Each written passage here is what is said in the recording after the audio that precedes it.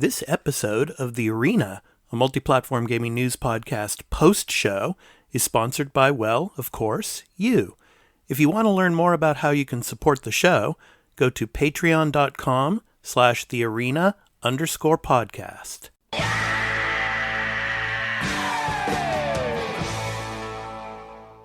All right, welcome into The Arena, a multi-platform gaming news podcast post-show for episode 75. I'm your host, Expat, along with my co-host, Burly and Gaming on Twitch, a.k.a. Mr. Streamloots, Mr. Canada, and our other co-host, Turn-Based Carl. How you guys doing? How you doing, Mr. Streamloots? I'm doing good. Now, should I tell this story that we were teased at the end of the normal episode there now, or shall we just sprinkle it in? Well, first let's ask Carl how he's doing. You hanging in there, Carl? Yeah. Oh, I didn't see your good. Arizona tea today. No, it was just in the glass this time. Okay, so not in the can, but in the glass. Okay. Half can, yeah. No, I'm excited for Burly's story here. Yeah, tell it, Burly. Go for it, man. Okay, so the floor is yours. This is back in the year 2020 when I was just starting out with Streamloots. I don't even think I may have hit affiliate on there. Just hit affiliate on Streamloots. So I did a stream of Bloodborne, and I decided, I think this was one of the first streams I did where really testing what you can do with Streamloots. And two cards got played around this at like pretty much the same time, where I had to play the game one-handed for 2 minutes and play blindfolded for 2 minutes. Two separate cards. Oh my god! I did get a kill, and so someone did clip it, but I got massacred because I killed one skeleton thing. And then a group of 4 or 5 other demons got near me, and I can't see shit, and you can only go by what you're getting in your headphones. And then you go back, look, and my chat is just laughing and being like, no, go to the left. You're attacking a wall, you're not attacking the thing that's killing you. Use a potion. It must be kind of awful to even watch because, what are you even doing with one hand and no vision on a Souls game? I mean, it's like playing VR, right, Carl? Sure, blindfolded VR. I don't know. Yeah, no, those are times where I didn't really grasp that. I didn't really learn the cooldown times for cards well. I didn't really learn things, and realizing, forgetting the thing. If you give people the options to screw with you, they will do it. Yeah, well, that's what Streamloots is all about. Just having fun, and they're picking cards where they make you do some stupid shit, and that's the fun thing about it all, So. What you need is a setup, right? I guess if you're on PC, you can achieve this. Is that hey, you have a card that says, all right, now you got to switch over and play on the Guitar Hero controller. No, I got to play on the Pokeball controller because you have 2 buttons.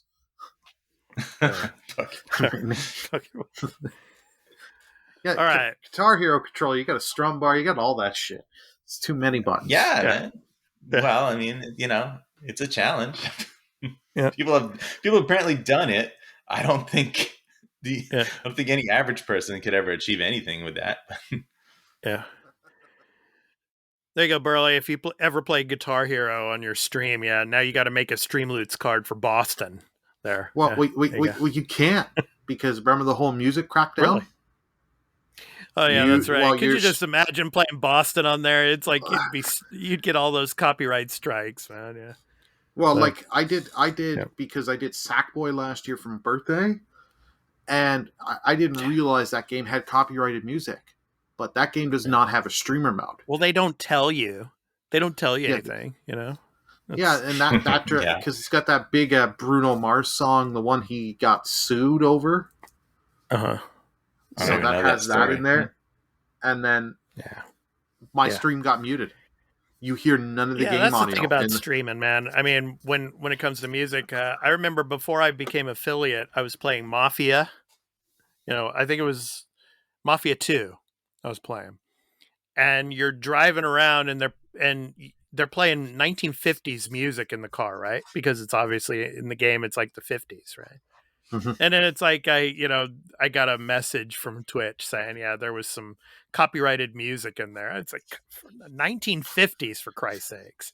Mm-hmm. And it's like, but yeah, and it's like I didn't know that I was going to get copyrighted for that, but some big corporation like owns those songs, and they're like, nope, sorry. Yeah.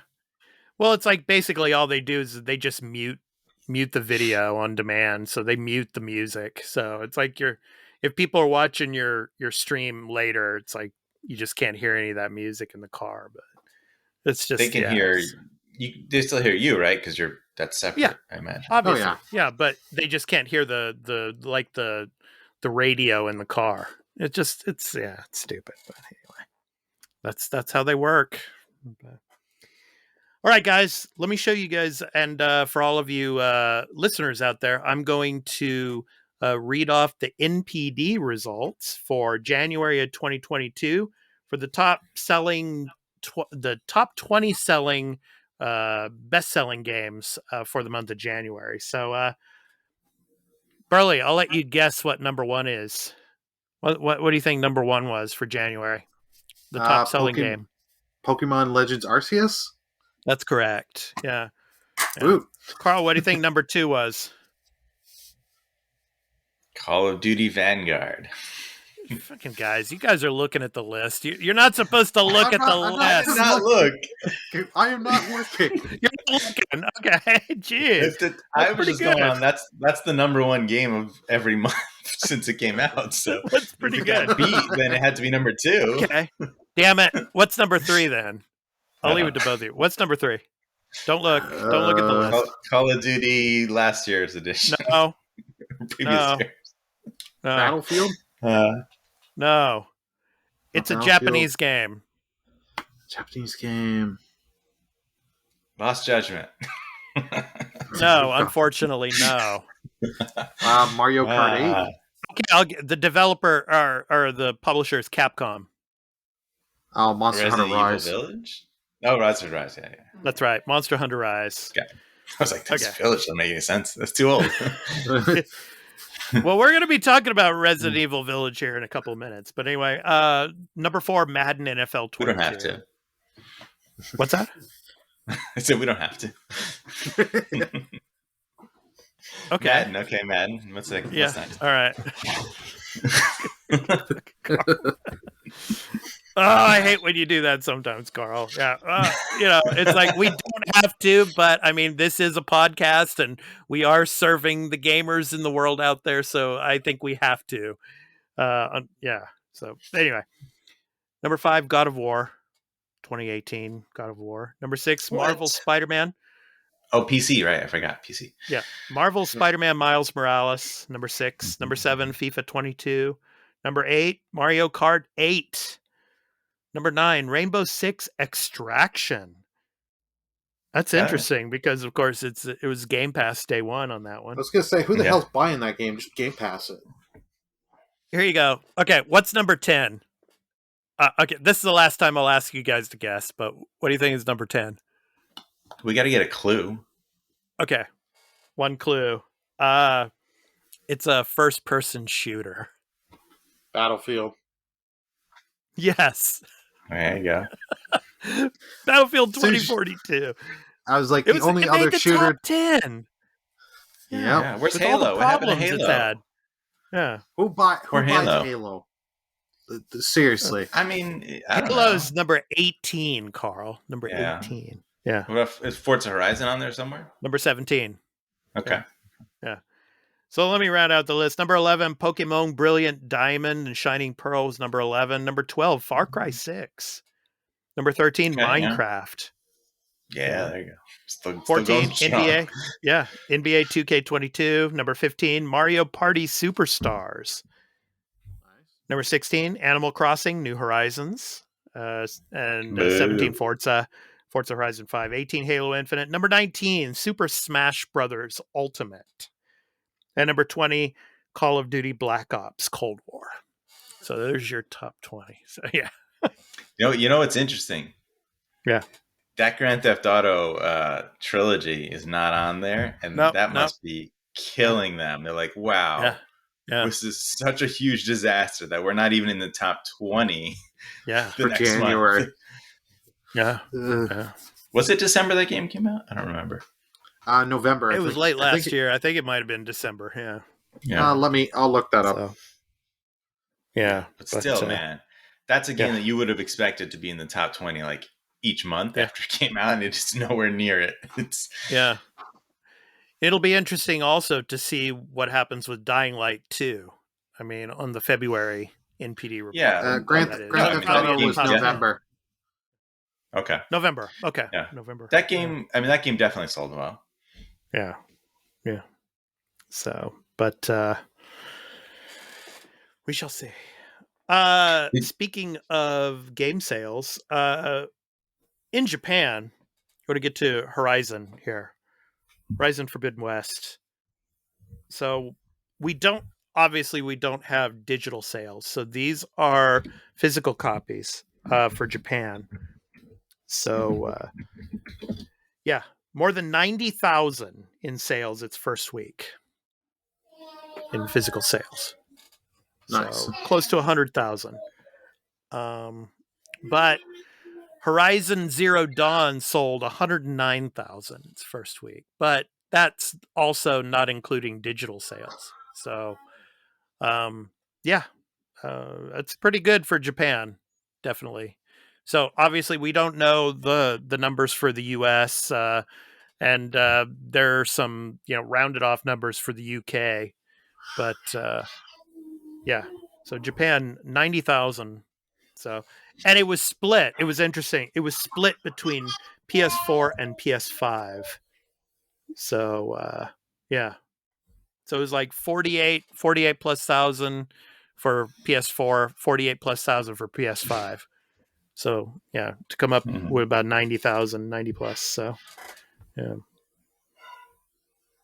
I don't know. What do you guys think of that? I mean, pretty decent numbers for Japan, especially for the first week.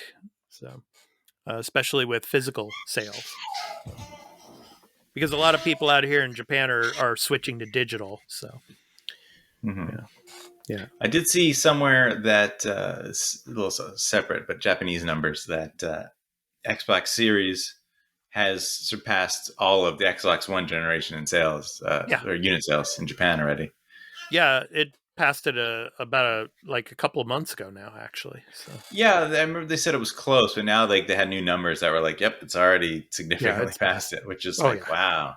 Yeah, that's pretty cool. Yeah, it's a big deal. Yep. All right, so let's go on to another list here. So obviously we had the DICE Award. So it's like this is the final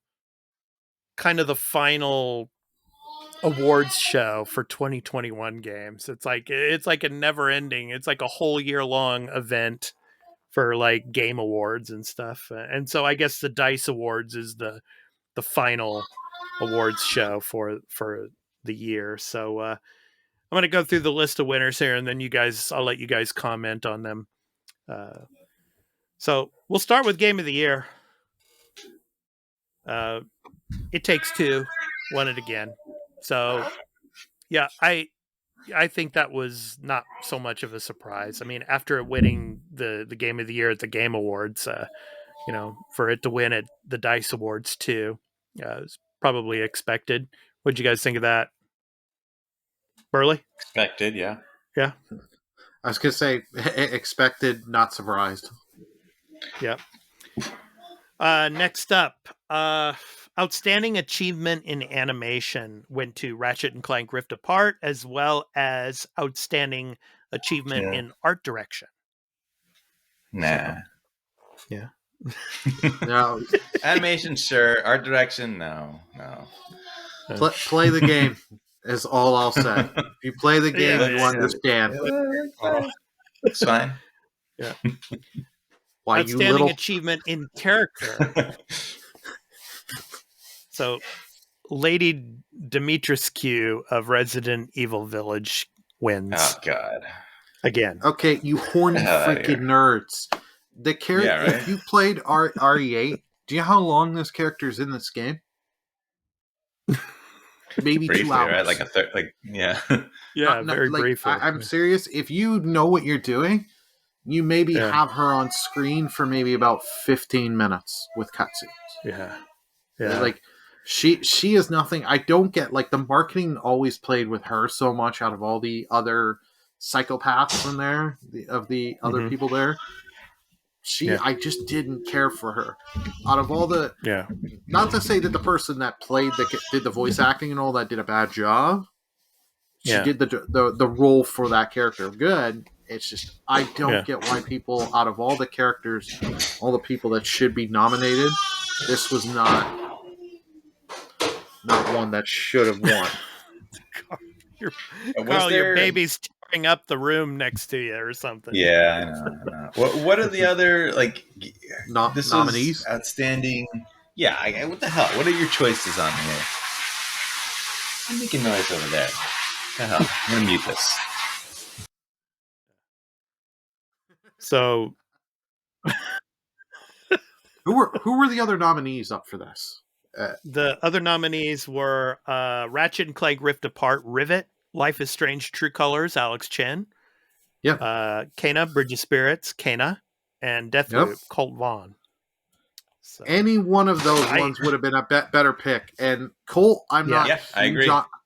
I'm not huge on Colt, but any one of them was better. Like Rivet, I loved what they did with Rivet from Rift Apart. Alex, I would have picked Kena.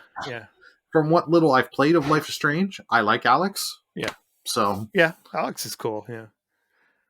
But yeah, I think Kena. Probably should. I love Kena. That one's so hard to believe. I cannot believe this is not a popular vote type of award show. This is the developers, right? People who work in the industry. Yeah. Why are they voting for this minor character that's just famous because internet meme and sex appeal? Like what the hell? Yeah. I guess that's what it shows. Outstanding. Yeah. Outstanding achievement in original music composition went to Returnal. So I don't know. Don't know anything about that. Also, Returnal from what I played Returnal was good. Yeah. Outstanding achievement in audio design went to Returnal as well. Outstanding achievement in story. Yeah. Okay. Outstanding achievement in story went to Guardians of the Galaxy. Yeah. I think that's cool. That's cool. That's good. Good. Should be Psychonauts too, but hey, whatever. Outstanding technical had a better story. Guardians had a good story, but Psychonauts 2 was the better story. Outstanding technical achievement went to Ratchet and Clank Rift Apart. So technical, like what do they mean by technical? I guess it's like a visually impressive game, but we already had the visual award, so it's the technical achievement. Well, it's also they do a lot with that SSD. When you play the game, you will the SSD out of here. The SSD, but they do use the dual sense. It actually makes into gameplay. Dual sense. Every gun you have two different with your. I'll give you the dual sense. It's a technical feature. Yeah. Yeah, Carl, like the Elite Series 2 controller, right? Yeah. There you go. I don't like those are cool. I don't need them. I wouldn't be someone who would buy that either. Right, because it's like $200. That's why. Yeah. I think the new controller is great, and I don't need better than that. So okay, next. But it's funny the SSD thing, because then they like ran that game on like the worst SSD they could possibly put in the system, and it ran fine. Like it didn't matter. So action game of the year, Halo Infinite. So one, yeah. Okay. Action adventure game of the year, Guardians of the Galaxy. Bench. That's cool. Okay. Family game of the year. I don't know if it's like the best adventure. Family game of the year, Ratchet and Clank Rift Apart. Yeah. So Ratchet and Clank did really well at the DICE Awards. It seems like a lot of people, one of us included here, Burly, you were saying that Ratchet and Clank was kind of shafted at the other awards shows. Well, it looks like at the DICE Awards they they got their recognition. Yeah. Yeah, all those Sony people there, just voting for their own stuff. Yeah. Yeah, well, and how I'm not going to say his name, but you know who's... Yeah. Well, that'll change next year. Then next year they'll be able to sway the vote. They'll all vote for Starfield. Fighting game of the year: Guilty Gear Strive. Yeah. Okay. Yes. Mm-hmm. Racing game of the year, obviously Forza Horizon 5. Yeah. RPG of the year: Final Fantasy 14 Endwalker, which it's not a new game. But, yeah. That's garbage. Yeah. That. Like, if you want to give it to Final Fantasy, give it to Intergrade, because that was the new DLC thing. No. That I could understand, but... You can't give this award to DLC. Get the hell out of here. You're telling me there's not a single better RPG than this DLC? Well, Bravely Default 2 was a really good RPG that year. Yeah. I liked Bravely Default 2. There you go. You didn't give it to that. Sports game of the year: Mario Golf Super Rush. Mario Golf beats NBA 2K, beats FIFA 22. Okay. I mean, I guess because people hate those now. Yeah. Well, yeah. Let's be honest. If you had to buy one of these games and actually play it, what one are you really going to play and buy? I'd rather be playing the Mario Golf for the arcadiness and wackiness of it than be like, ooh, NBA Sweat Edition, but everything else is recycled from the last 5 years. I'd definitely buy NBA. If I had to buy one of those, it'd be NBA. Because if you're just playing it as like me against my friend in a basketball game, it's phenomenal. Those games are incredible. Yeah. So yeah. Strategy simulation game of the year: Age of Empires 4. So. Immersive reality technical achievement: Lone Echo 2. So, and immersive reality game of the year: Lone Echo 2 won as well. Lone Echo 2 is just going over my head. I'm like, what the hell is that? I've never heard of that game. I was going to say, have we talked about this? Has this been one of these sections where you guys have been talking about that game and I'm asleep with my eyes open? It's a VR game. Outstanding achievement for an independent game went to Unpacking. Yes. Mobile game of the year: Pokemon Unite. Online game of the year: Halo Infinite.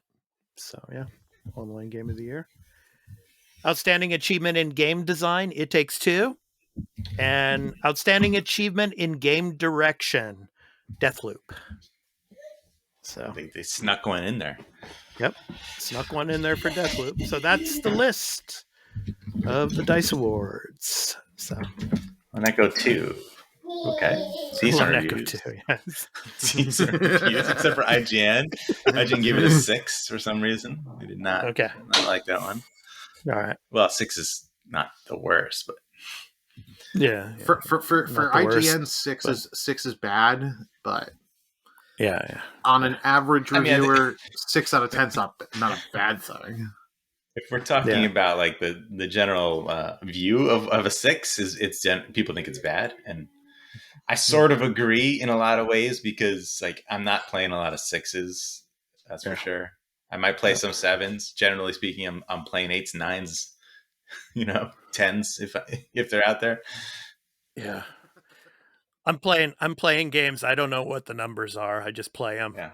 So I can tell you right now, you're probably playing 7, 8s, and 9s for the most part. Okay. You're probably not playing 6s. That's for sure. Okay. If you say so, Carl. Yeah. And with that, that's going to do it for the post show for this week. So we hope to catch you next week for the podcast and for the post show. So I've been your host, Expat, along with my co-hosts, Burly of Burly and Gaming on Twitch, a.k.a. Mr. Streamloots, and Turn-Based Carl. So we hope to catch you in the next edition of the post show. So take care, everyone. Peace out.